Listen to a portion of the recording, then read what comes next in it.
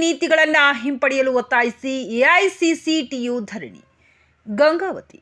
ರಾಜ್ಯದಲ್ಲಿ ದಿನದಿನಕ್ಕೂ ಕಾರ್ಮಿಕ ವರ್ಗದ ಮೇಲಿನ ದಾಳಿ, ದೌರ್ಜನ್ಯಗಳು ಹೆಚ್ಚಾಗುತ್ತಿವೆ. ಕಾರ್ಮಿಕರ ಹೋರಾಟದ ಫಲವಾಗಿ ಅಸ್ತಿತ್ವಕ್ಕೆ ಬಂದ ಕಾರ್ಮಿಕ ಕಾನೂನುಗಳ ಬದಲಾವಣೆಗೆ ಕೇಂದ್ರ ಸರ್ಕಾರ ವಿಭಿನ್ನ ದಾರಿಯಲ್ಲಿ ಹೊರಟಿದೆ. ರಾಜ್ಯ ಸರ್ಕಾರಗಳು ಈ ಕಾನೂನು ಬದಲಾವಣೆಯಲ್ಲಿ ತೊಡಗಿವೆ. ಬಿಜೆಪಿ ಅಧಿಕಾರದಲ್ಲಿರುವ ರಾಜ್ಯದಲ್ಲಿ ಹಲವಾರು ಕಾನೂನುಗಳನ್ನು ಈಗಾಗಲೇ ಬದಲಾಯಿಸಲಾಗಿದೆ. ಉಳಿದ ರಾಜ್ಯಗಳು ಇದಕ್ಕೆ ಹೊರತಾಗಿಲ್ಲ. ಆತಂಕದ ಸಂಗತಿ ಎಂದರೆ ಹಾಲಿ ಕಾರ್ಮಿಕ ಕಾನೂನುಗಳನ್ನು ನೇರವಾಗಿ ಉಲ್ಲಂಘಿಸಿ ಕಾರ್ಪೊರೇಟ್ ಬಂಡವಾಳಕ್ಕೆ ಹಾಗೂ ಗುತ್ತಿಗೆ ಕಾರ್ಮಿಕ ಪದ್ಧತಿಗೆ ಹೆಚ್ಚು ಉತ್ತೇಜನ ನೀಡಲಾಗುತ್ತಿದೆ. ದೇಶದಲ್ಲಿ 90% ಕಾರ್ಮಿಕರು ಕನಿಷ್ಠ ವೇತನ ಹಾಗೂ ಉದ್ಯೋಗ ಭದ್ರತೆ ಮತ್ತು ಸಾಮಾಜಿಕ ಭದ್ರತೆಯಿಂದ ವಂಚಿತರಾಗಿದ್ದಾರೆ ಎಂದು ಎಐಸಿಸಿಟಿಯು ಜಿಲ್ಲಾಧ್ಯಕ್ಷರಾದ ವಿಜಯ ದೊರೆರಾಜು ಆಕ್ರೋಶ ವ್ಯಕ್ತಪಡಿಸಿದ್ದಾರೆ.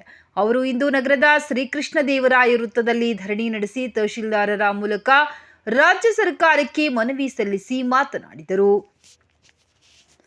ಕಾರ್ಮಿಕರು ಸಂಘ ಕಟ್ಟುವ, ದುಡಿಮೆಯ ಹಕ್ಕುಗಳ ರಕ್ಷಣೆಗಾಗಿ ಮುಷ್ಕರ ನಡೆಸುವ ಸ್ವಾತಂತ್ರ್ಯವನ್ನ ಕಳೆದುಕೊಂಡಿದ್ದಾರೆ. ಸರ್ಕಾರಿ, ಅರೆ ಸರ್ಕಾರಿ ಹಾಗೂ ಖಾಸಗಿ ಕ್ಷೇತ್ರದಲ್ಲೂ ಕಾರ್ಮಿಕರ ಹಕ್ಕುಗಳ ಉಲ್ಲಂಘನೆ ಹೆಗ್ಗಿಲ್ಲದೆ ನಡೆಯುತ್ತಿದೆ. ಗುತ್ತಿಗೆ ಹಾಗೂ ಗುಲಾಮಗಿರಿ ಪದ್ಧತಿ ತೊಲಗಿಸಿದೆ.